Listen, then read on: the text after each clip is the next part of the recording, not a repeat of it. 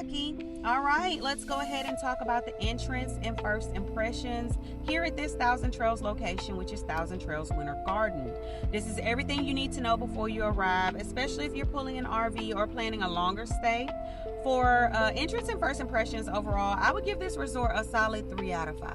It's functional, it's consistent, and it sets the tone for a very relaxed, no frills kind of stay. Now, when you're first coming in, the entrance definitely has more of that classic, older Thousand Trails feel. It's simple, it's basic, it doesn't try to be upscale or luxurious. And honestly, that's fine because it matches exactly what this resort is meant to be, which is affordable, family-friendly, comfortable, and welcoming to all ages. You can kind of sense that this might have been one of the parks that had an age restriction back in the day, and now it's been opened up to everyone. It feels like more lived in than it feels designed, if that makes sense. The real thing you need to know about this park is your approach. The resort is right off of Highway 50, and that road is extremely busy at all hours. So if you're traveling westbound on Colonial, the entrance is actually very easy to access. If you're coming from the east side, you're going to have to make a U-turn. And depending on traffic that day, that could be a little stressful, especially if you're towing something large, right? And there is a side entrance, but realistically, if you got a big rig or a longer trailer, I personally wouldn't recommend coming in that way. That road backs up often because there's a light right there. There's an Enterprise location rental right there in the corner. And it's a very popular community park just up the street where people are constantly turning in and out to play pickleball and softball. It's just a congested area. So if you're not familiar with this part of town, just plan ahead and approach from the west. It'll make your life a lot easier, okay? But once you're inside the resort though, the energy shifts completely. Parking isn't really an issue. You know, you'll find small parking areas near the laundry, the gym, the pool, and I've never seen them overcrowded.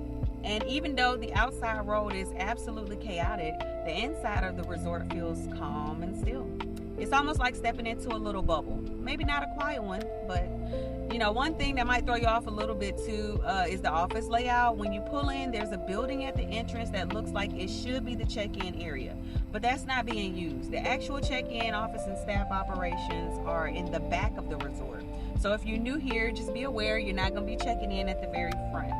And speaking of staff, this is a very low interaction park. You're really not engaging with staff unless you have a specific problem you need help with. The interactions I've had have all been friendly and helpful, but this is definitely one of those resorts where you're kind of left to enjoy your stay without a lot of interruptions. And honestly, I appreciate that.